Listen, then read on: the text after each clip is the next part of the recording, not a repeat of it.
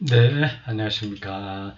칼바르트 신학 해설 위대한 열정 오늘 강도 36강입니다. 지금 우리는 지난 그 강독에 이어서 같이 연결되는 거죠. 주제가 대상성입니다. 하나님을 대상으로 생각한다는 게 과연 무슨 뜻이냐고 하는 거죠. 자, 지난번 35강에서 이제 좀 정리가 됐고요. 다시 한번 이제 두 번째 대상성을 포기할 수 없는 이유가 나옵니다. 147쪽 위에서 새롭게 시작되는 패러그래프입니다. 이 대상 문제, 대상, 게겐 슈탄트, 독일어로 그렇게 됩니다. 게겐, 반대, 슈탄트, 서 있음, 직역을 하자면 그렇습니다. 네, 게겐 슈탄트. 영어로 뭐라고 하는지 모르겠습니다. 그걸 추상명사화하면 게겐 슈텐틀리카이트. 근데 이게 그렇게 간단한 문제가 아니거든요. 하나님이 과연 우리의 대상이냐? 가장 초보적으로는 저 하늘 우주 어딘가 있지. 그래서 우리 이 땅을 향해서 뭐 저기 뜻을 펼치지 그런 대상을 생각할 수 있습니다. 옥황상제와 같은 거죠. 근데 그런 대상은 기독교 신학이 말하는 그 하나님하고는 좀 다르다고 봐요. 완전히 그런 부분들이 없는 게 아닌데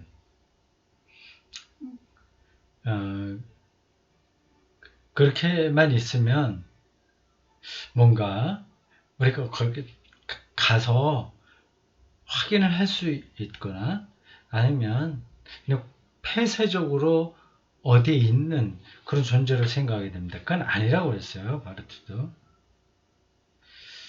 그러면서 이제 바르트가 하나님의 대상성을 계속 유지하는 이유, 뭐 그게 뭐냐 하는 걸 지금 따라하고 있습니다. 첫 번째는 뭐라고 그랬죠? 앞에서 한 건데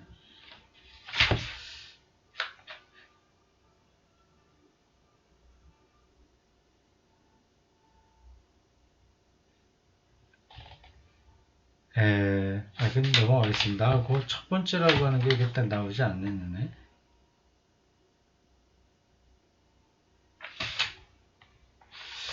자, 두 번째가 뭔가 이제 봅시다. 그럼 첫 번째도 미안합니다. 내가 이거 예습을 하지 않고 들어가고 조금 시작 부분에서 혼란스러웠습니다. 그 146쪽 바로 거기에 보면 이유가 나옵니다. 중간 패러그래프예요. 그러니까 대상 개념을 계속 유지하는 이유.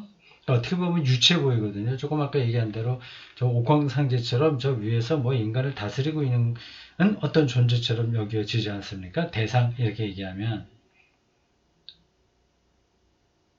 근데 그건 아니란 말이에요. 이제 그걸 계속 유지하는 이유, 유치하게 보일 수도 있는 위험성을 감수하면서도 이걸 유지하는 이유. 첫 번째가 146쪽에 나옵니다. 하나님의 계시 안에서 인간은 고유한 속성을 지닌 대상, 가장 참된 종류의 진정한 대상과 관계를 맺게 되게 됩니다. 그 대상성이라고 하는 그걸 놓치게 되면 하나님의 가장 독특한 그 인식, 경험의 토대가 무너진다고 하는 겁니다. 자, 이제 두 번째입니다. 147쪽 새롭게 시작하는 패러그래프입니다. 바르트가 대상 개념을 포기할 수 없었던 두 번째 이유가 있다. 만일 하나님이 계시 속에서 인간적 직관과 개념의 장 안으로 등장하지 않거나 우리와 마주하여 다가오지 않으신다면, 그래서 많은 대상들 가운데 하나의 대상이라는 의미에서 우리의 대상이 되지 않으신다면 하나님은 그곳에서 우리에게 인식되실 수 없을 것이다. 조금 헷갈리는 설명인데 다시 읽겠습니다. 대상 개념을 받을 때가 포기하지 않은 이유 두 번째예요. 하나님이 계시 속에서 인간적 직관과 개념의 장 안으로 등장하지 않거나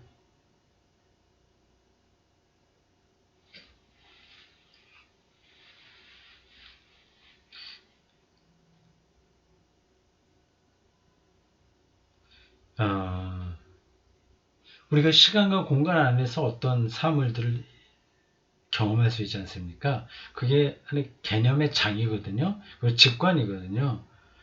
그런데 등장하지 않는다. 그냥 공중에 떠 있기만 한다. 그러나 우리와 마주하여 다가오지 않으신다면, 우리를 향해서 오지 않으신다면, 그래서 많은 대상들 가운데 하나의 대상이라는 의미에서 우리의 대상이 되지 않으신다면, 우리가 대상으로 느낄 수 없다면, 그럼 더 이상 여기서 우리는 하나님을 인식할 수 없다고 하는 거죠. 말이 되죠, 이거는요? 그 대상이 아무리 직관되거나 파악될 수 있다고 하더라도 하나님은 우리에게 단지 간접적으로만 직관되고 인식될 수 있다는 사실이 또한 언급되어야 된다. 그 대상이 인식될 수 있다, 없다, 어떤 의미다, 이거 굉장히 복합적으로 얘기를 하기 때문에 헷갈릴 수 있습니다. 다 읽고 나도 그 어떤 느낌, 방향 이런 것들은 남지만 바르테 신학을 자기 입으로 재진술하는 것은 거의 불가능할 겁니다. 그러니까 오랫동안의 훈련, 그리고 글쓰기, 그리고 다른 신학과의 비교 연구 이런 작업을 거쳐야만 자기 안에서 소화된 이야기가 나올 수 있어요.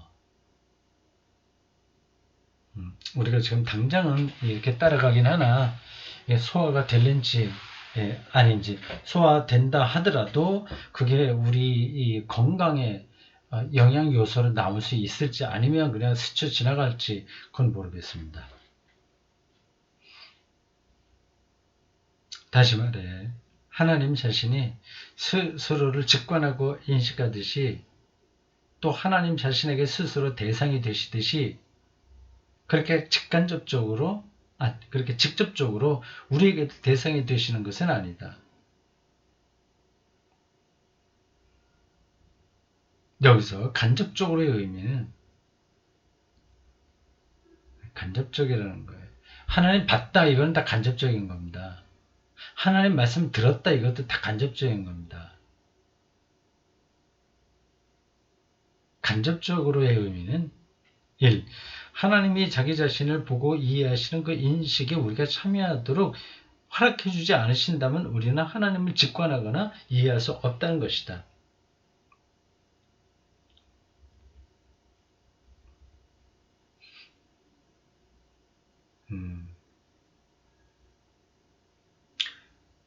하나님 인식과 경험의 가장 끝자락, 가장 높은 수준, 을 지금 얘기한 거예요. 또 다른 의미는 2번, 하나님은 이 땅의 특정한 대상들을 하나님 자신을 위해서 택하시고 그것들 안에서 우리에게 직관되고 이해되시는 방식으로 우리로 하여금 하나님 자신의 인식에 참여할 수 있게 하신다는 것이다. 친절하게 우리가 인식할 수 있게 해주시는 거니까 은혜죠. 아주 뜬구름 잡는 이야기는 아니다. 그렇게 하면 안 된다. 이와 같이 하나님이 우리에게 마주 다가오시는 것은 이런 표현도 수사적이에요. 마주 오시다니. 그게 무슨 뜻이지?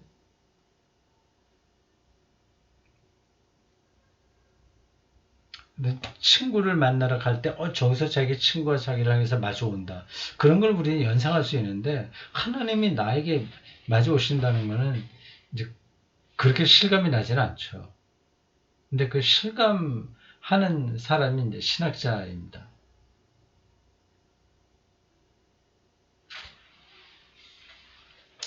우리에게 마주 다가오시는 것은 하나님의 계시 속에서 새로운 의미를 갖는 하나님의 은패다.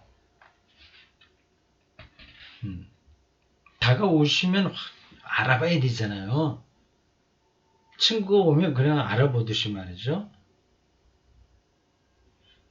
근데 그거는 오히려 숨어 있다는 겁니다. 다 알지 못하니까 그게 우리에게 하나님이 다가오시는 의미다 하는 걸 이해하시겠습니까? 혹시 말장난처럼 느껴지시는지요? 이런 방식이 아니면 하나님의 신비, 하나님의 존재, 여기 다가갈 수가 없습니다. 사실은 하나님만이 아니라 이 세상도 이와 같습니다. 이 세상이 나에게 다가오고 있네. 그러나 은폐의 방식으로 뭐 이런 말이 되는 겁니다.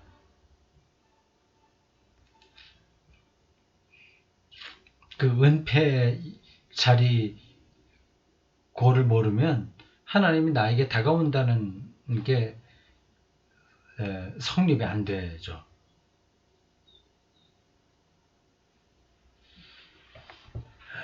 말하자면 그것은 우리를 위한 하나님의 낮아지십니다. 하나님의 낮아지심. 뭘 얘기하는지는 들어와요. 자기 낮추심, 케노시스, 예수 그리스도의 성육신, 영광을 버리고 땅에 오셨다 하는 것들입니다. 그게 우리를 향해서 마주 오신다는 것이고 그게 하나님의 은폐성이다. 그 얘기입니다.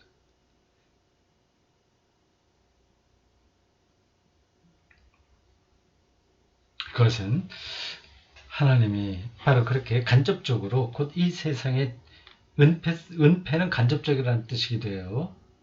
세상의 대상들 가운데 자신을 은폐하심으로써 우리에게 직관되고 이해해 주신다는 것을 의미한다. 하나님 계시의 은폐성만 조금 느껴도 기독교 신앙의 근본에 한 발짝 더 간 겁니다. 그것은 곧 생명의 신비 안으로 한 발짝 더 들어간 겁니다. 참 거리가 멀죠? 일반 신자들의 신앙생활, 교회 생활에서 얻는 어떤 영성과 이런 신학자들이 말하는 그 세계에는 좀 거리가 있죠. 아득하죠. 우리들은 일반적인 것, 대중적인 것, 우리의 필요성에 의한 그것만 찾기 때문에 그렇습니다.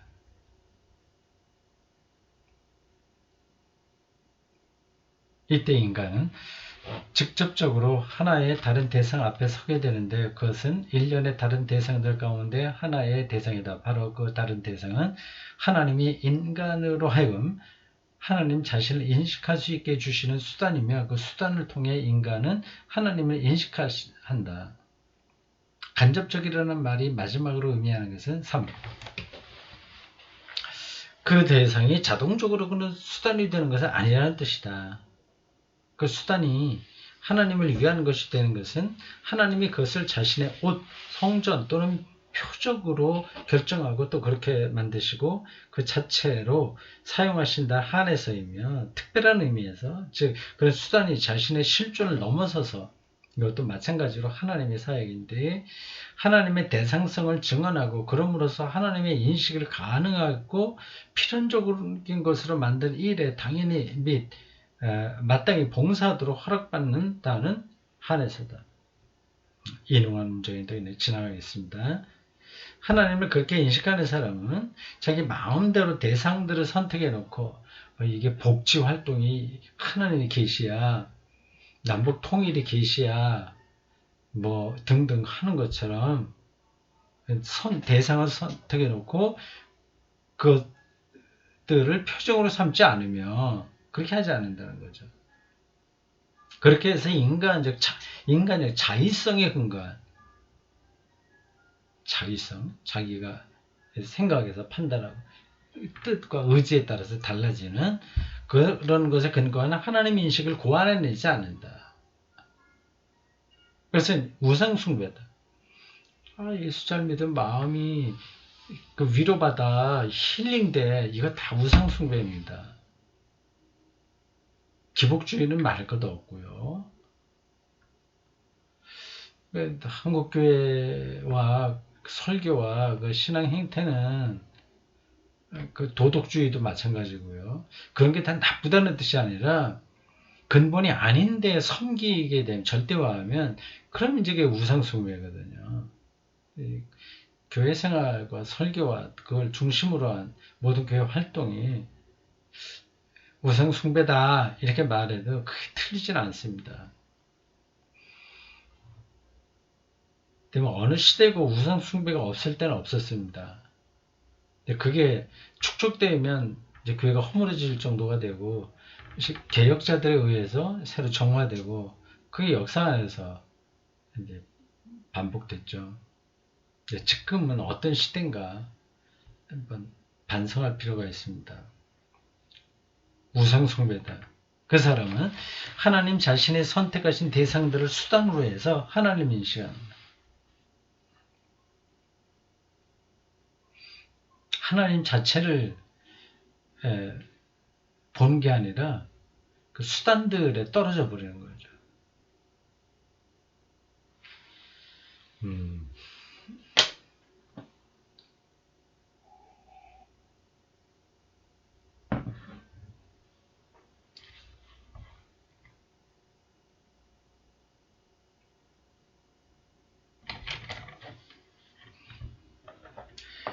그와 같은 이 세상적인 대상들에 해당하는 것은 우리의 인간적인 직관들, 개념들, 단어들에 상응하는데 이런 것들은 그 자체로는 오직 피조물인 것에만 적용될 수 있다.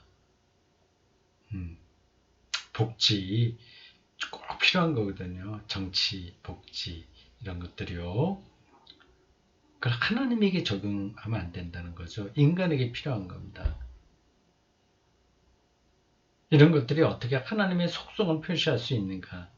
혹은 우리가 그것들이 어떻게 그렇게 할 수 있다고 믿는다고 해도 그 표시된 것들은 실제로는 하나님을 가리키는 것이 아니라 아무리 복지가 아주 높은 수준으로 된다고 해서 인간이 구원받겠습니까? 살아가는 방식이 다른 거죠. 인간의 존엄성이 형식적인 면에서 높아지긴 하겠죠. 꼭 필요한 겁니다. 이걸 제가 매도하거나 냉소적으로 보는 게 아닙니다. 그쪽으로 계속 가야 되는데 그게 절대화될 수는 없는 겁니다. 이게 이제 기독교 신앙의 어려움이에요. 이 현실에서 휴머니즘, 제가 지난 설교에도 나온 단어인데 휴머니즘, 자연주의 정말 필요한 건데 그것을 붙들면서 그 한계를 내다보고 하나님 나라의 통치에 우리가 사로잡히는 삶이 뭐냐, 이게 그렇게 쉽게 해결되는 게 아니지 않습니까? 언제나 단지 우리 자신의 모습들, 우리 자신의 표상들이지 않은가, 자기가 원하는 걸 섬기는 거죠. 신으로 놓고 섬깁니다. 그렇게 되면 하나님의 자리에 우리의 개념이라는 우상을 대신 옮겨놓게 되지 않겠는가. 나치즘의 대표적인 거죠. 아니면 단지 비본래적으로만 하나님을 말하고 본래적으로는 언제나 우리 자신만을 말하게 되지 않겠는가. 이런 것도 제가 설교를 주제로 강의할 때 늘 하던 이야기입니다. 설교 시간에도 가끔 비슷한 이야기를 합니다. 정말 신자들이 관심 있는 거는 자기 인생이에요. 가족하고 뭔가 어쩔 수 없긴 합니다. 근데 그걸 하나님처럼 하나님에 대해서는 생각하지 않은 거죠. 이 자기가 원하는 것을 얼마나 더 잘 포장해낼 수 있고 활성화시킬 수 있느냐를 위해서 하나님을 끌어다 쓰는 겁니다.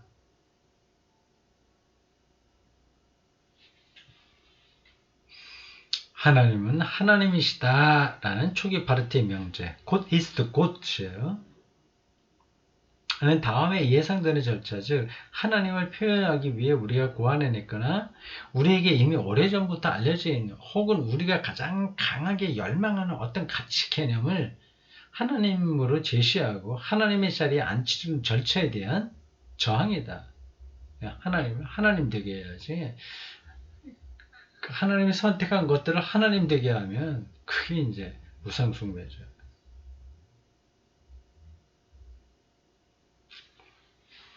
그런 가치 개념, 가치 이론적으로 좀 더 나은 것이라고 판단되는 것을 절대화하는 거죠. 그런 가치 개념에는 예를 들어 하나님의 사랑이다. 영이 있고 권능이고 아버지, 어머니 등이 있다.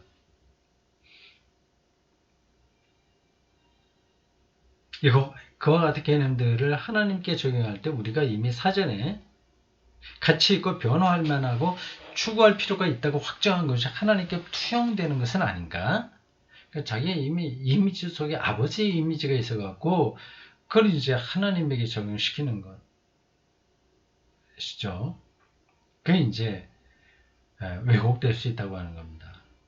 그런 개념들을 하나님께 적용함으로써 우리가 얻는 것은 이미 우리가 하나님 없이 사전에 알고 있던 것의 확증 외에 다른 무엇일 수 있는가?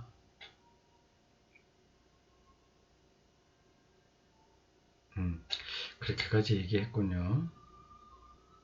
따라서 그와 같은 절차에서 그런 개념들을 하나님께 적용할 때 우리는 실제로 하나님이 아니라 단지 우리 자신을 의미 있게 하기에 마침내 하나님은 불필요해지지는 않는가? 그렇죠. 성가시지.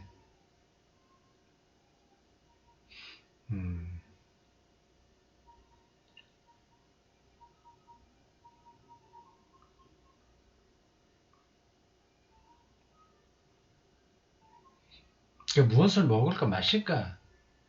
마태복음 산상수훈에 나온 구절입니다. 그 염려를 이제 해소하려고 하나님을 믿는다면 결국 그런 것에 대한 걱정하지 말고 하나님 나라와 의를 구하라고 하는 이러한 말씀들이 불편한 거죠. 바르트는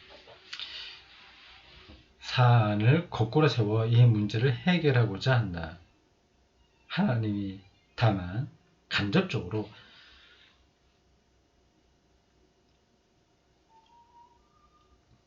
우리의 대상이 되시는 것과 마찬가지로 우리의 개념들이 하나님을 단지 간접적으로만 표현할 수 있다는 것은 확실하다.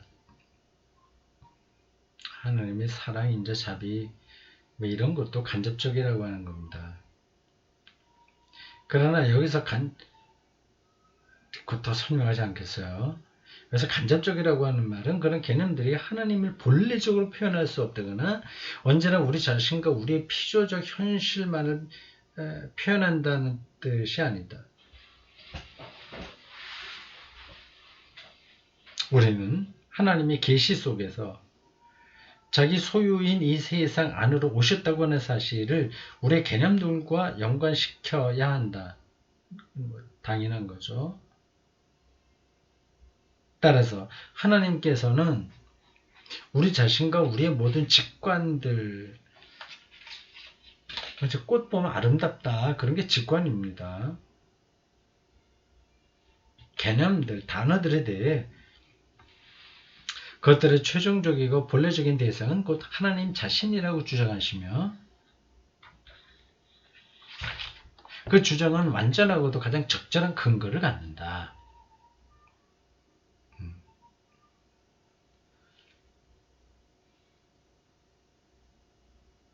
그러나 이것은 그것들이 그 대상에 적합해서가 아니고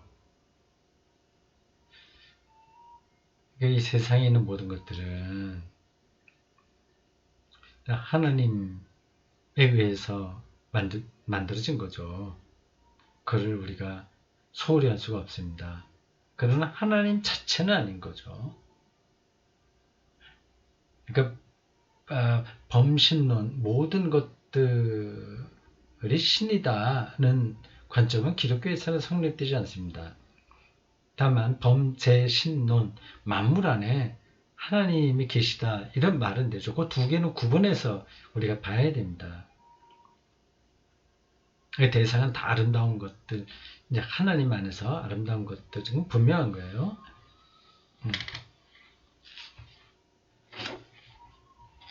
이제 그러나 그것이 근원적으로 하나님을 의미하는 것은 아니다. 그 뜻이죠. 우리 자신에 속한 것들로서 그것들은 그런 일을 할 수가 없다.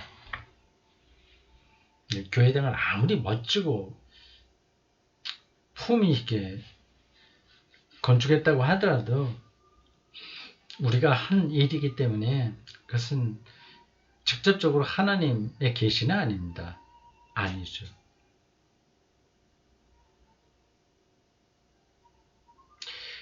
하나님이 그것들을 요구하실 때 확증되는 것은 우리가 아니라 하나님 자신이다.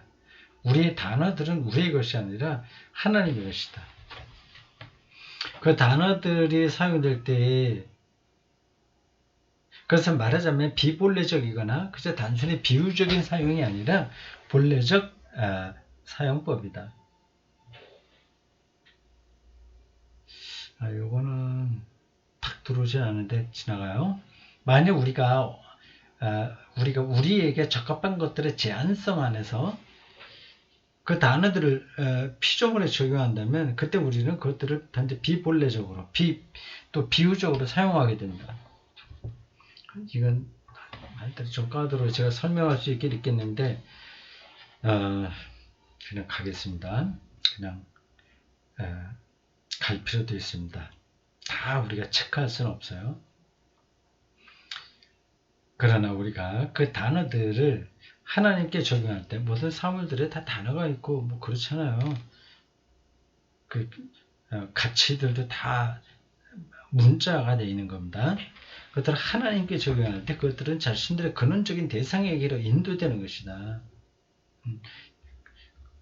그 근원적인 대상이 뭐냐를 봐야지 거기서 그 자체에 매몰돼서는 안 된다는 겁니다. 병 고침 받는다고 하는 것 그게 근원적인 대상으로 우리가 그걸 통해서 가야 되는 거지 병 고침이 거의 목적처럼 되어버려서는 이제 하나님을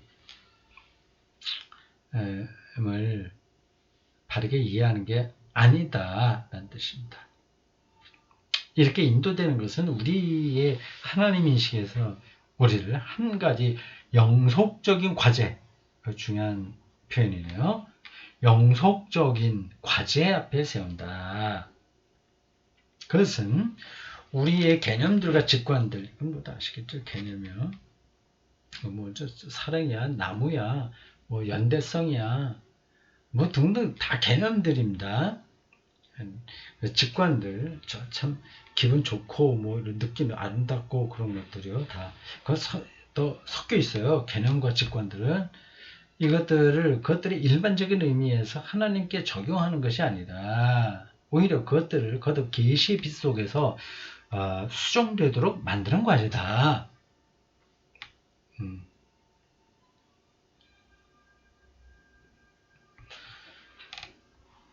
계시의 빛 속에서 수정되도록 만드는 것이다.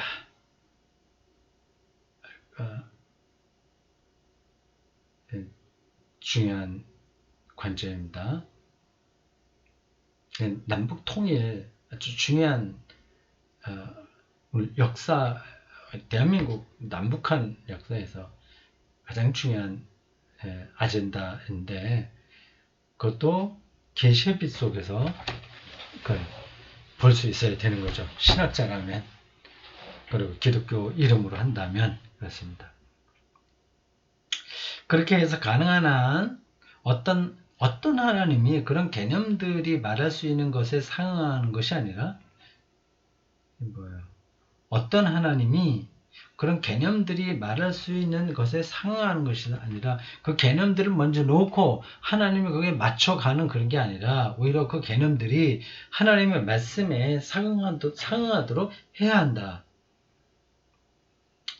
그렇다면 우리가 하나님의 말씀이 뭔지를 알아야 되지 않습니까? 그런 거 없이 중구난방으로 다 그래 그거 하는 거 다 하나님 말씀에 맞도록 해야 돼. 그 욱박 지르고 지금 한국 기독교가 이 사회 문제 이런 것들을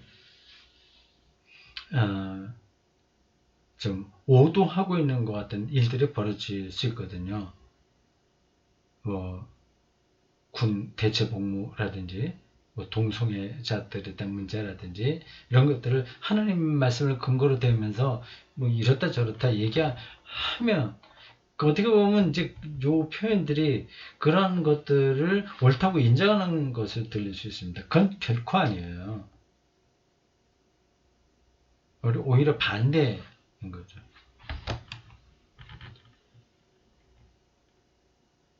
이것이 바로 바르트가 높이 평가했던 힐라리우스 명제가 제시하는 과제다. 힐라리우스 명제가 뭔지 모르겠습니다. 나중에 한번 찾아봐야 되겠네요. 힐라리우스 명제? 힐라리우스라고 하는 사람이 있을 것 같은데 아니면 어떤 모임이었을까요? 명제가 제시하는 과제다. 인용한 겁니다.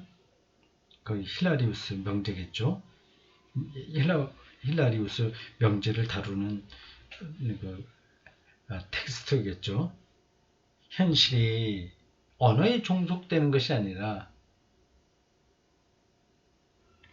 언어가 현실에 종속된다.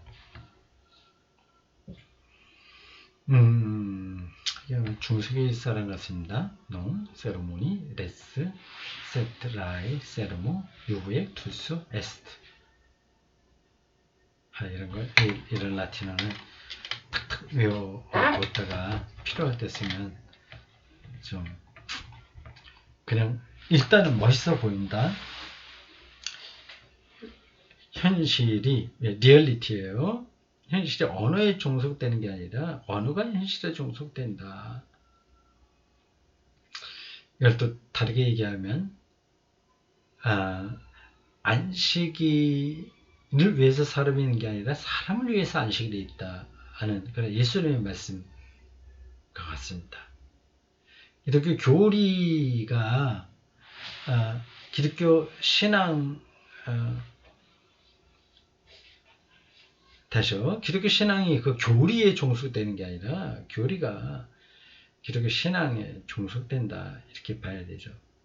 누구든지 이 명제를 방법론의 공리로 삼지 않는다면 그런 사람은 더 이상 신학자일 수가 없고 신학자가 되지도 못한다. 이렇게 바르트가 얘기했네요.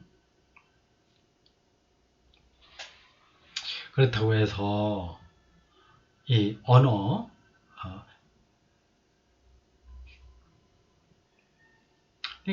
성경이 언어죠 말하자면 문자 언어.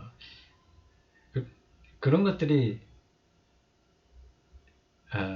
그런 것들은 이제 같이 조금 낮추는 거 그게 아닙니다. 이 두 개를 비교할 때 그렇다고 하는 거죠. 리얼리티가 핵심이지 문자가 핵심은 아니라는 겁니다. 문자는 그 리얼리티를 담고 있는 그릇과 같습니다. 자, 그렇죠. 바르트 책이 설교처럼 들리기도 하지만 철학적인 차원과 신학적인 차원에서도 상당히 고급한